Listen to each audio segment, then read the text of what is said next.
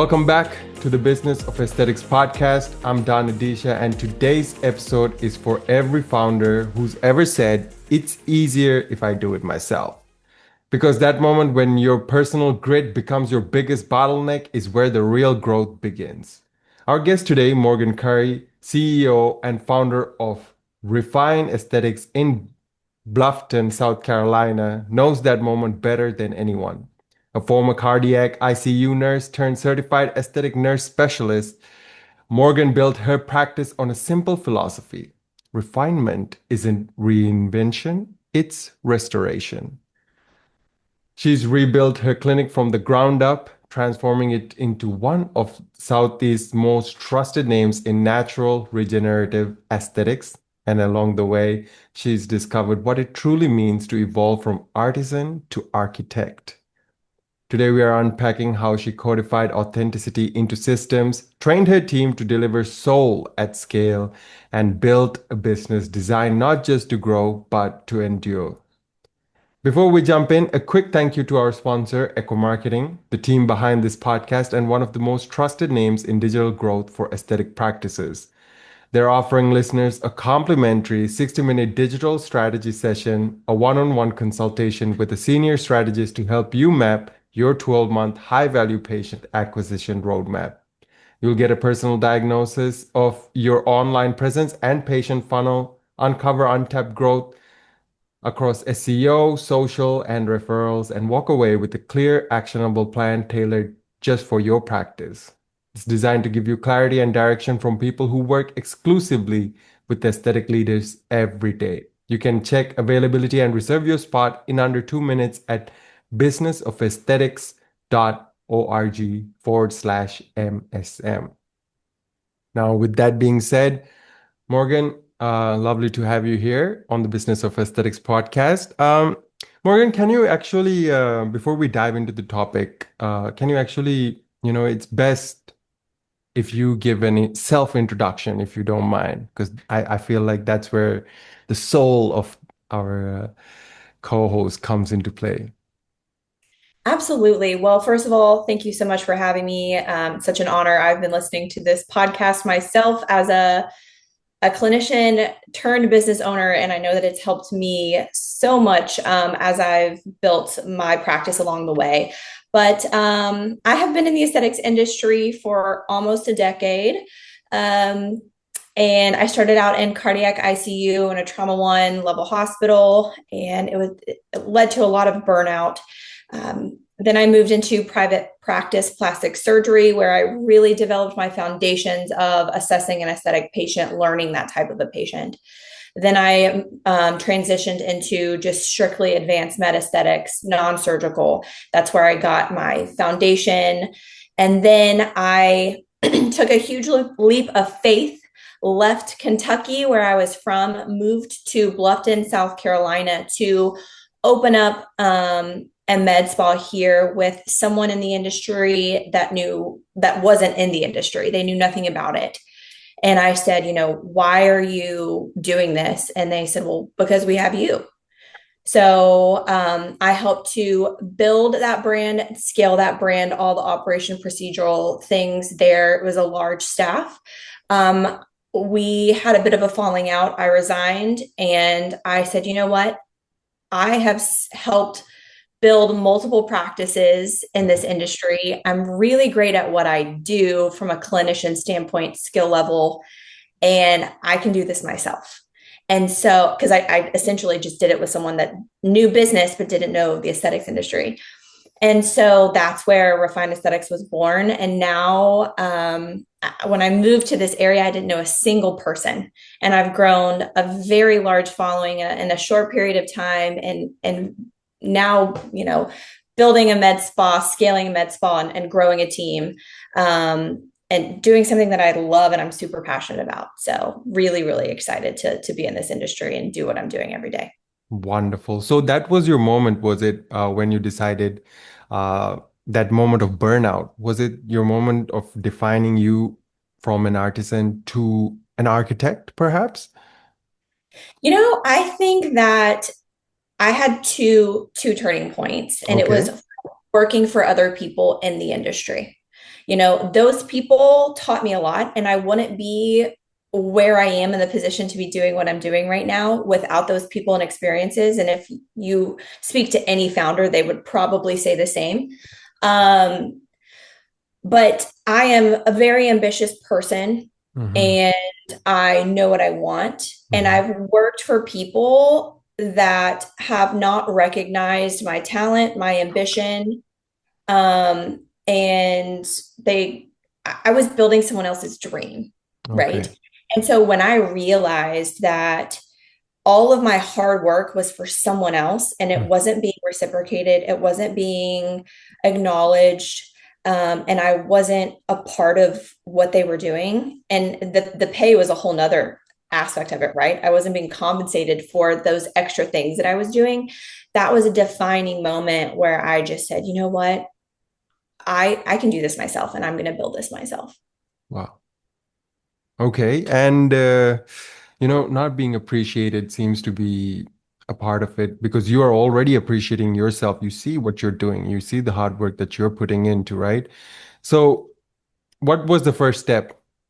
Take us through that. What was the first step like going out of a toxic system, per se, and then rebuilding and refining your own practice? Yeah. So, I feel like I hear this a lot where there's many brilliant minds in this industry and they're really good at what they do, but they're scared. And it's the fear factor, right? I took a leap both times. I jumped and leapt, leaving Kentucky, everything that we know, our family. I had a great husband that has a flexibility in his job where he can work from anywhere. And so we leapt and moved here. And then that didn't pan out. So I leapt again. And I am, I don't know if it comes from being a fiery redhead and an only child and an ambitious person, but I was just like, you know what? I'm going to do it. I have no other option other than to make it happen. And I'm really hardworking. So I'm going to do whatever it takes to make it happen. And there's no other option. And I'm going to figure it out until I do. If I don't know how to do it, I'm going to figure it out. Okay. So the first step is to actually take self-accountability very seriously and just do it yourself, figure it out. Take the Okay. lead, believe in yourself. That was another thing, is just confidence that you can do this. You can do Hmm. hard things. Hmm. And that confidence came in from where exactly? I mean, you spoke a little bit about perhaps your own personal traits, but uh, what about something skill-based or something our listeners, our future practice growth, or future practice owners can aspire to build in themselves? The first thing was when I was at my practice in Kentucky, it was a very established practice, multi-million dollar practice, multi-provider practice. Um, I went through an orientation phase and then I came off that orientation and flew. I broke every record in that practice. And then I cut my hours because I was a mom of young children and no one had ever done that before. And they said, oh, well, you can't cut your hours and still be the top provider. And I proved them wrong. And then I hit 1 million and then I hit 1.2. And then I was scaling in a multi-provider practice in a very flooded marketed area. And so that was one of the things is, hey, like I have a connection to my patients and I do this differently. I've built this, a lot of following. So that was one of the things. The second thing was when I moved to Bluffton, I built this brand not knowing a single person. I moved to an area where no one had the credentials that I had. There's only 3 CAN certified injectors in the state of South Carolina. The closest one is like 3 hours away. And no one else takes the approach that I take. I'm very niched. So I'm known for very natural, undetectable results, and I'm kind of leading the path of regenerative aesthetics in Bluffton. So it's not a flooded area, but it's very affluent area. So if I decided, hey, I can come here to this city and do something different that no one's done based on what I've been through, I can make a difference and I can make a huge impact. Wow. I love that. And I think the key takeaway over there for our future um, practice owners is really wherever you're at right now, whether if you're under someone else's practice, really, hone in to your own skill set and drive results because that's what I understood, drive those results because you can't be taking any leaps of faith if you're not actually getting results wherever you're at currently. I feel like that might be a common denominator over there, Morgan. Maybe I'm wrong, but you had that result first and foremost, and then you went to the next level. So once you step into this architect sort of role, right, the challenge becomes translating your intuition into this infrastructure. How do you codify something as deeply personal as authenticity and emotional intelligence into systems that scale without losing that soul? Absolutely. So when I moved here, like I've spoken about before, I didn't know anyone. No one took the approach that I took. So my name caught on. So people would know Morgan Curry. People would say, "Oh, she's the injector at this medical spa." And now when I went out on my own, people relate those attributes of natural, undetectable results, very personalized care, super skilled, credentialed provider who really knows what she's doing, but they related it to my name. Mhm. So now that I'm building this brand, I'm like, okay, how do I get people to relate all of those things, natural results, education, personalized care, regenerative aesthetics with refine, which is my brand, rather than with my name. So you're thinking about this, right? Building your brand as you go along, is it? Yes, absolutely. Okay, It's it's it's not like all, organic, like it's not something that just appeared out of nowhere. You're genuinely thinking about this as you go through your process. yeah, you have to, right? Because you have to make something that's replicable and scalable Abs- because I have my hand in a lot of different things. Not only am I the owner of this practice, building this brand, I am also in nurse practitioner school. I am a mother of two young children under the age of 10. I'm a wife, and I still travel back to Kentucky to see patients and maintain a practice there. So I have so much going on in my day to day that yes, refined aesthetics is my baby. It is my number one other than my family. But how can I scale this for future? I am a doer. I am very type A. I am very alpha, right? So turning intuition into infrastructure. How do I replicate myself? Okay, so then I have to translate that onto my team. And I know that we're gonna, potentially talk about that in the future of building a team and what goes into that. But I have to break down what makes me me. That's my authenticity. Yeah, That's my education. yeah, So you have to break down the things that I do naturally that sets me apart that my patients love about me. absolutely. Because you have injectors, right? I'm a very skilled injector, but I think I relate to my patients in a way because I know I'm kind of like that hairstylist vibe, I know what my patients' husbands do for a living, or I know what they do for a living. I know where they're going on Christmas vacation or where they're going on summer vacation. I know where their kids go to college. I know what's happening in their lives and I remember that. I think that's a gift that I've been given. I don't write it down. I remember. Sometimes I write it down, but I relate to them on that level, right? And then you have to break down, okay, how do I explain safety? Why do I take this approach? Why do I not let the patient come in and drive their care? And they say, hey, Morgan, I don't like my nasolabial folds. Well, I understand. I don't like them either, but I'm not going to just put filler in your nasolabial folds because you don't like them. I'm going to work from the top down. I'm going to explain to them. So, how I make someone feel, how I build that rapport before I start their treatment. Those are all the things that I had to break down, turning my brand, my me brand, my Morgan brand into Mhm. the refined brand Mhm. without making it robotic. Wow. Okay. Let's get into that. How did you make how did you balance that without making it robotic? What was like the key factor in ensuring that it didn't become too robotic? One, it comes down to like who I hire, right? So I Okay. have to hire the right people. I have to hire the right people that, and I've been very intentional about that as well, that Mhm. have my same mindset. But, you know, breaking them down into protocols, systems, expectations, and having them learn from me, having them absorb me and how I interact with my patients, whether it's on the phone, whether it's over text, and obviously, definitely when it's in the room.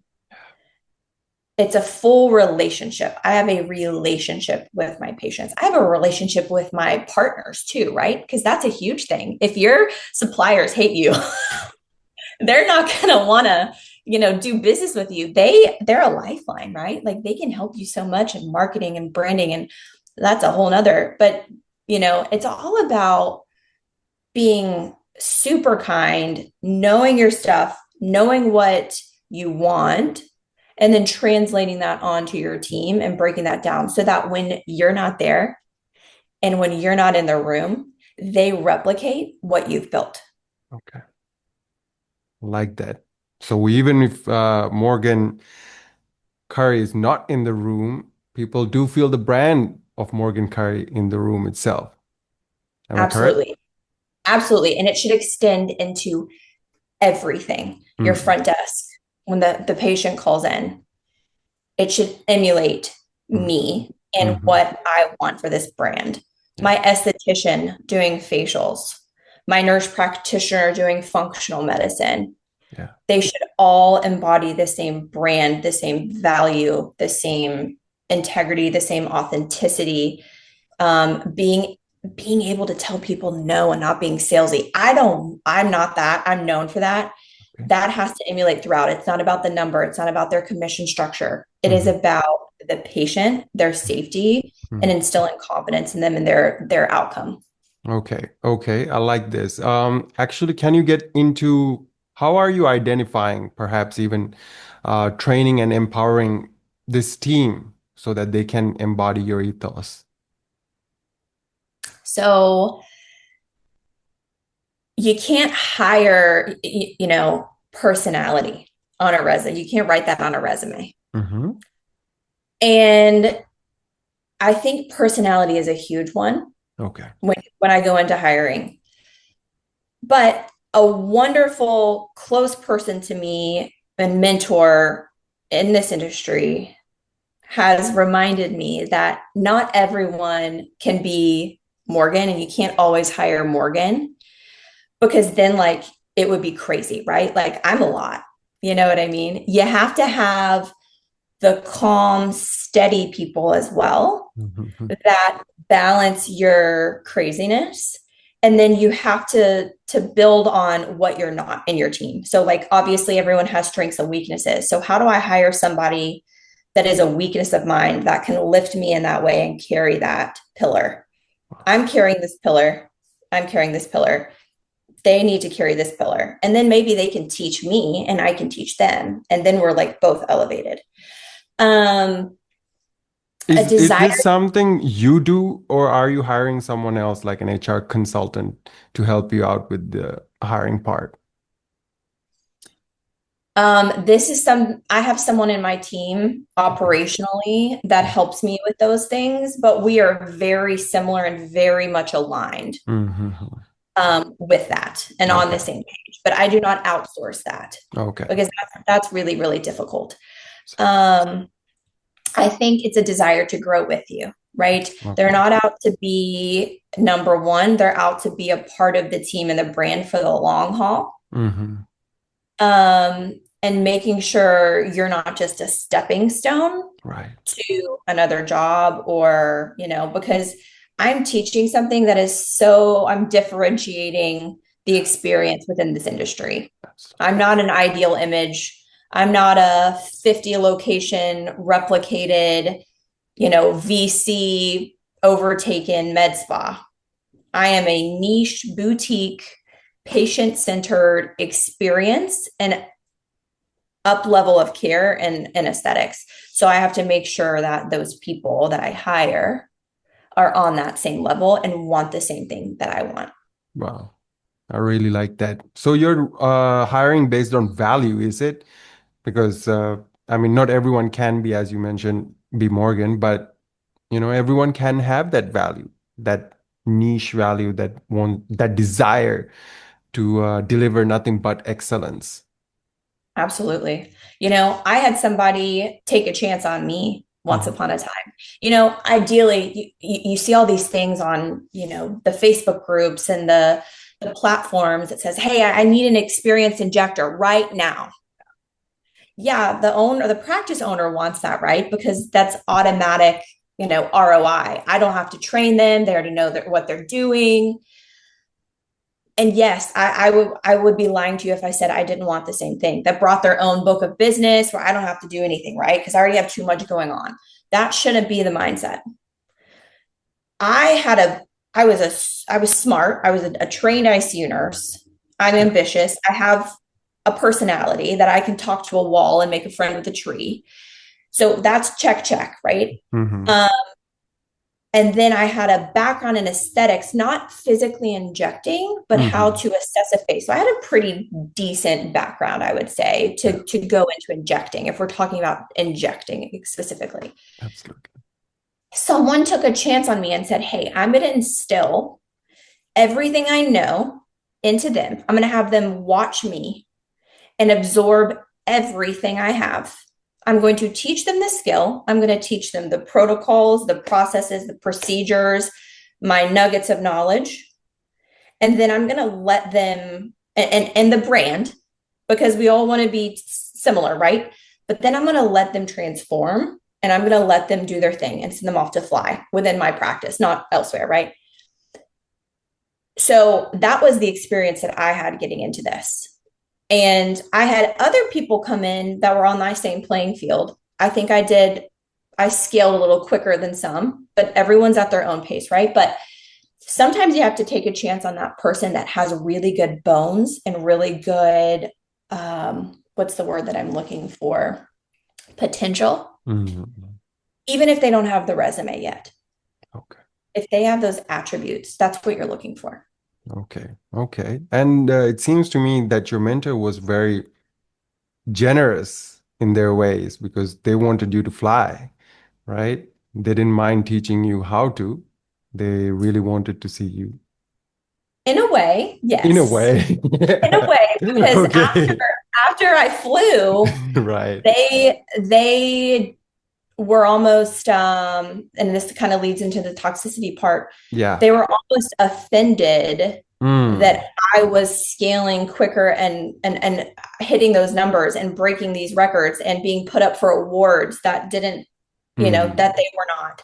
So Right. then it became a, you know, but Yeah. yes, But yes, I'm very thankful for the experience that I had and the knowledge I was able to learn you in know, that role. you know what, Morgan? Just going along with that analogy, there's another quote that I really resonated, which is, if you're sure about your wings, why would you be afraid of where you're going to land? Right?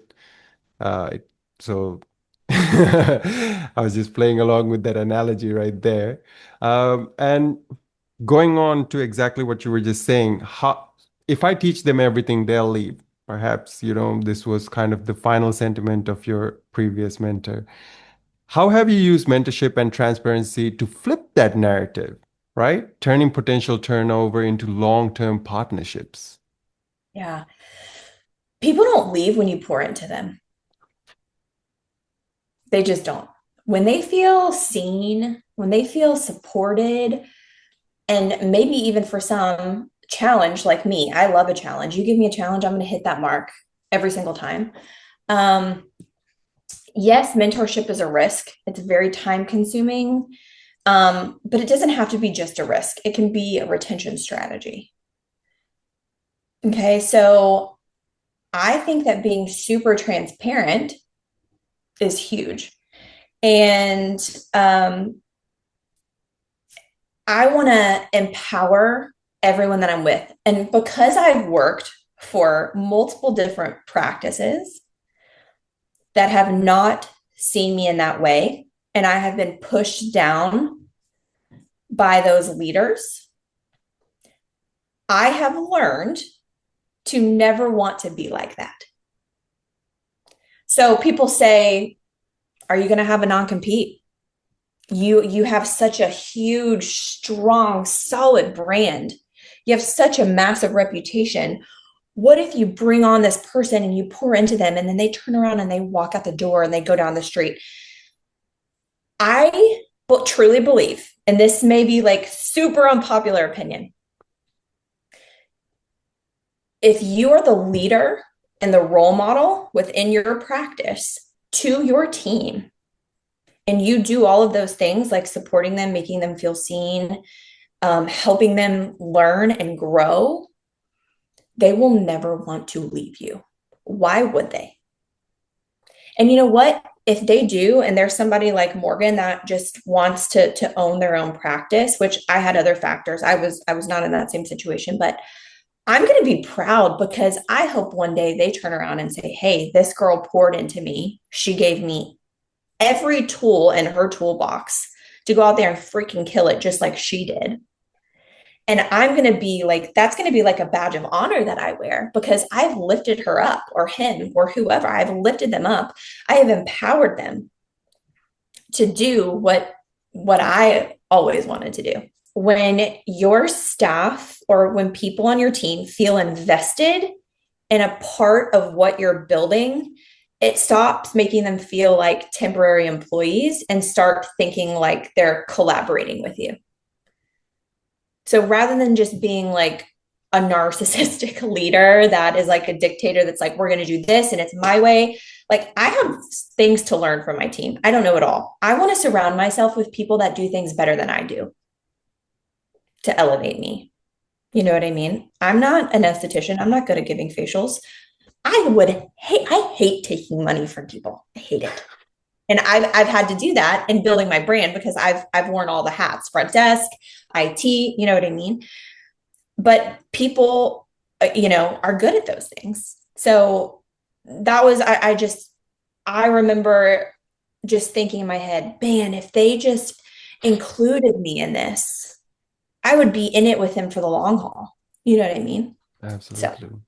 Absolutely. And I just want you to clarify a little bit over here. You mentioned being super transparent. In what way? I have worked for leaders that did not include me in the business workings. Oh, okay. You know what I mean? And I would ask and I would say, hey, how can I help? Like, I'm happy to do this outside of my job role, my job description. And I communicate with my nurse practitioner. She's been a founding member. She currently does not have any ownership in the company, any equity in the company, but she's truly like in it to win it with me and build it with me as a foundational member. And as a result, I feel the loyalty there. And so I will call her or text her and ask her questions. Hey, do you think we should do this? Not because I have to, I'm the owner. I get to make the call. She's new to this industry, but because I value her opinion and I know that she values me and she's in this for the long haul and not just for herself. Okay. I mean, I really appreciate this retention strategy. And, it's not every day practice owners really look into that, pouring everything into their trainee, their staff, as a way of retention. They always think the other way around, right? Really appreciate that perspective there, Morgan. Yeah. And that comes, unfortunately, from being on the other end of it, right? Yeah. And so it's kind of like, see, I'm trying to give an analogy here. If you grow up in a house where your parents fight and argue or in a divorced home, you learn from that. And you learn that that's not something that you want in your life. So you're going to do everything you possibly can to make that not happen in your life. Same goes here. I have been through some hell, you know what I mean? And Yeah. with previous employers, great things have come of it. But I have learned what I don't want to do with my staff and to my staff. So, hindsight, education. Education. Hindsight, a bit expensive of a tuition for that education. So, the architect model demands patience, right? But leadership often tests it. How do you personally manage these setbacks, pressures, and politics that tempt you into slipping back into the I'll just do it myself kind of mindset? Leadership humbles you. Systems take time to build and people require patience. So I am, again, I've already said it, I'm very alpha, very type A. And it is so much easier to just do it myself. If I'm resonating with any like hardworking boss babe women or men that are just super high functioning, we're speedy. Like I haven't met a successful person that isn't really good at making quick decisions and you know and the busiest people take phone calls right then and respond to texts and emails, not because they have time, but because they're just on it. I have learned this, and I am still learning this, but it's a lot easier to just do it yourself, especially when you're really good at it. But when you're training your injector, you have to take time to sit there and mark. I don't mark as an injector, and also unpopular opinion, but I don't mark a forehead when I treat for neurotoxin. I have to slow that down. I have to break that down for my injector, my trainee, that I'm telling them, hey, this is why I'm doing what I'm doing. Hey, if you do this, it could lead to this. Um, Delegation is huge too when you're building a practice. If we're not just talking about the injection skill, we're talking about the whole thing, right? The business aspect of it. Delegating things and taking things off your plate with umbrella oversight will help you scale as well, because it frees something off of your plate. It gives that person purpose. It ties back into having them be involved, right? But I have to stop and think, okay, am I really like solving a problem, or am I just feeding my control to do everything myself? So I am building a brand where patients trust the team. Patients trust Refine Aesthetics. They don't just trust Morgan. They're used to trusting Morgan. But I want it to resonate just as much when my front desk calls them and says, hey, I see that you canceled your appointment, or I see that, you rescheduled your appointment. It's going to have the same weight as if Morgan is reaching out on her personal cell phone number, because I need to give that same experience. So I have to slow down and teach that. For our listeners out there, Morgan is very expressive with her expressions as we go along over here. And it came to me as a question, you're so passionate, you're a type A personality, as you mentioned, and you're also patient.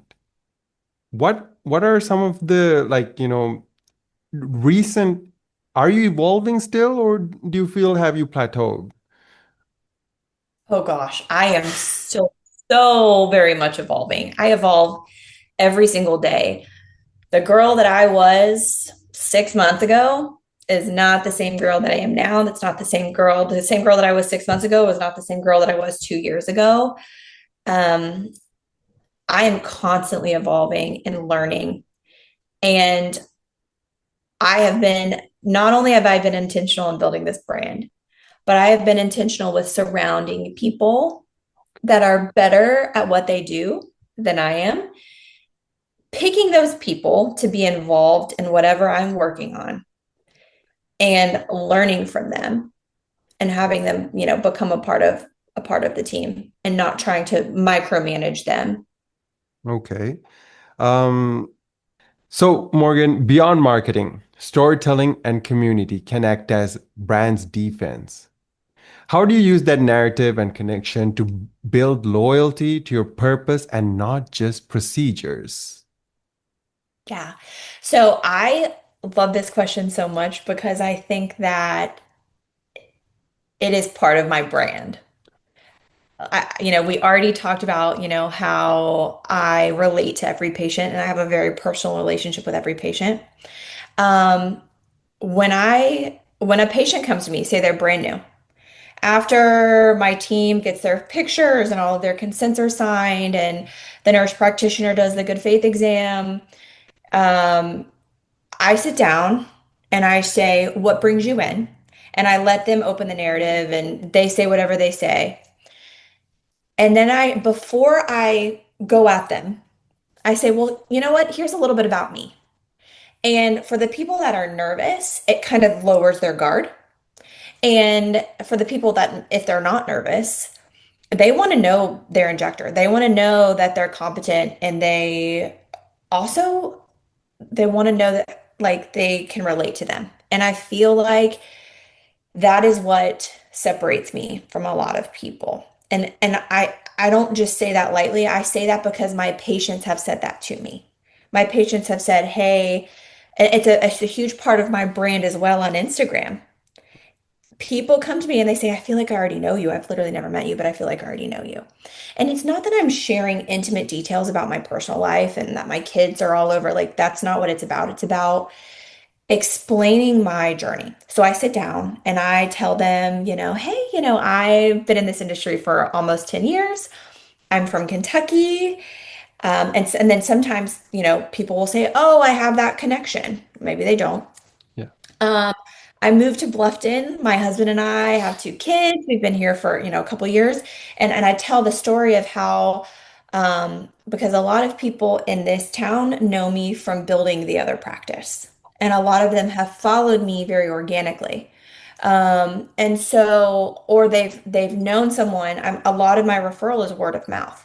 So when they come, they said, I tell them, "Hey, I left this practice. Now I'm building my own. This is my expertise. This is what we offer." And it gets them to drop their guard and feel connected to something real, not that it's transactional. And I'm saying, "Okay, we're going to do this today, and I'm going to sell you 5 syringes of filler, and you need 120 units of Botox." And then they're like, "Oh, you know, it's conversational." I use storytelling to tell my patients it's not about changing you, it's about restoring your confidence. So also, something I tell patients, and maybe I'm giving away like my golden nugget of knowledge here, but my target demographic where I live, we're in the Bible Belt. It's very conservative. It's the South, but my target demographic is my like 38 to 75. You're either a young family or you're a retiree in my community. And so what I tell people, and I truly believe this, a lot of people come to me because I have a very natural approach. I explain that in my storytelling too. And people say, "I followed you on Instagram, and one of the reasons I came to you is because you don't look overdone." And that's my niche here. But that's not the niche in Miami, is it? So you have to relate to your brand in your area too. But I say, I understand that say I have a patient that's 62 years old sitting in my chair. They've never touched a needle in their life. Their husband doesn't really want them coming in, but their confidence is low because they feel like they're aging. And I say, you know, I meet you where you are in your stage of aging, whether you've done injectables for 30 years and used tretinoin, or whether it's that patient I just gave you. And I say, "You know what? I'm not here to change your face. I'm here to meet you where you are.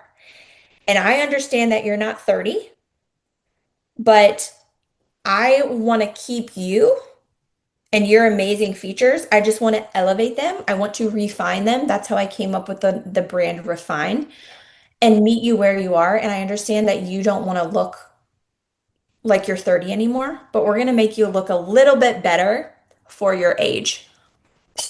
That's when they're just like, she can do whatever she wants to me. Most, I mean, literally like 98%. When they hear that you're not in it for the money, you're not in it to make them look crazy and ridiculous, because that's not the MO here in Bluffton. And when you relate to how they're feeling, they trust you implicitly. And that is my approach every single time. Mm. The other thing I'll say before we move on is I never want to be salesy, because let's be honest, in this industry, I may be talking to some patients, but mostly Mhm. entrepreneurial people and injectors. I never want to sell anything. I want patients to listen to me because I'm educating them on why they need what they need, not, because I need to sell 5 syringes of filler. So educating and not selling is another huge part of my brand and my story. Because if you're confident and your patient trusts you and it makes sense to them, they're a lot of times gonna do whatever you tell them. This is a really interesting mindset shift. I mean, it allows a practitioner to really feel empowered because a lot of people they don't want to be salesy, right? But they don't know how to think about it. They have to, run their business, but at the same time, they don't want to be salesy, so they're going to run their business down into the, ground if they keep on going about it like that. But, adapting your way of thinking. And I heard this quote earlier today, actually, from another uh, very interesting person that selling is educating. So, really appreciate your outlook on that, Morgan, because I think a lot of um, practice owners and aspiring practice owners can take a lot from that. Now, can we dwell into the future of aesthetics a little bit? Because it does seem to be regenerative. It does. The numbers of fillers are going down, um, but restoring that natural function and trust over quick fixes seems to be the way to go. So, why do you believe the artisan to architect evolution is essential for founders who want to truly deliver for that future? Yeah, like you said, regenerative aesthetics is the future. It requires intentionality, it requires education, it requires continuity, long-term planning, and being able to pivot. So if you're a practice that has been filler heavy, say Juvederm only, I think they're going to struggle a little bit because of the trend. Um, if you are someone that can pivot and integrate with the change of the industry, I think you're going to do a lot better. And so then how do you do that? It's having all of your processes in place, systems, standards, educational pathways. We're diving into functional medicine at Refine. So I'm investing a lot of money in proper education of my providers, including myself, because I'm never going to ask my team to do something that I can't or don't know how to do. I'm spending a lot of money to invest in them so that we can give exceptional care in that area of expertise. Mhm. So, does that mean bring on a new branch of your practice? For us, it does. We're bringing on functional medicine. Well, how does functional medicine help injectables? Well, when you heal your body from the inside, your injectables are going to last longer. You're going to look better. I use a ton of biostimulation in my practice, a lot of radius, hyperdural radius. You're only getting better outcomes with time. And it's also a natural thing. Um, and then going back to mentorship from the architect, mentoring people, paying it forward to people, pouring into your staff. Um, don't if you're still operating as that one-man show, doing everything yourself, you can't deliver consistency and long-term model of care. Right. And I just wanted to know real quickly, because you mentioned earlier that you really know your demographic, right? Where you're Mhm. operating, who you're talking to, and what their needs are. If you were to practice somewhere else, would that be different or a bit the same? Because is how are you balancing the needs and the demands of your demographic versus what you want to do? I think fortunately for me, um, when I moved here, I had a blank slate on what kind of a provider I wanted to be and the kind of niche I wanted to develop for myself. It has evolved based on that patient demographic, but the values hold the same. I personally, and this is not a knock to any injector in this industry because I truly understand, and there is a physician that gave a talk on understanding the culture in your demographic. It's totally different in different regions of the world. It's different in regions of the United States. LA and Miami have a far different aesthetic outcome than Bluffton, South Carolina, or Lexington, Kentucky, which is where I am. It Bluffton, I think, is a little bit more conservative than Lexington, but even then. But to answer your question, Yeah. I think for the providers and business owners listening, you really need to find your niche, whatever that niche is. If that niche is Miami and you're building booties with Radius, go for it. I love that. I'm trying to bring more of that to Bluffton. It doesn't have to be big booties, but it can be regenerative aesthetics and hip dips and cellulite, and um, but just understanding that, but keeping at your core. What are your values? What are you going for? Are you going for building it yourself? Are you going and building a silo? Or are you going for building a team and not followers on Instagram and chasing trends, sticking to what you know and what you're really, really good at? Um, I think that that's the best thing. And just building a brand that reflects who that patient is and who that provider is on their best day, even when you're not in the room. Love that. Um, just as we wrap up the podcast session, what's one key takeaway our audience can have from this whole discussion if they were to have just one? I think the key takeaway is understanding your brand, really nailing down your brand, really nailing down your niche, what makes you individual and what makes you special as a provider, and then pouring into your team so that you can scale effectively while maintaining authenticity and individuality within your brand. Well, that was an incredible conversation with Morgan Curry, exploring what it truly means to evolve from artisan to architect. Her insights on leadership, authenticity, and building a regenerative, purpose driven brand reminds us that success in aesthetics isn't just about results, it's about resilience, mentorship, as well as vision. So, if today's conversation resonated with you, share it with a colleague or a fellow founder who's ready to build that brand which lasts. And if you haven't already followed the Business of Aesthetics podcast on your favorite platform, it helps more aesthetic professionals discover conversations like this one.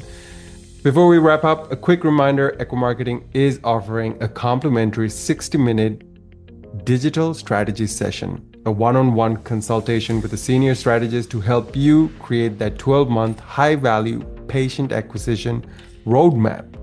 You'll gain clarity, direction, and personalized plan designed for aesthetic practices just like yours. You can check the availability and reserve your spot at businessofesthetics.org/MSM. With that being said, I'm Don Adeesha, and this has been the Business of Aesthetics podcast. Until next time, keep refining your craft, leading with purpose, and building a practice that truly endures.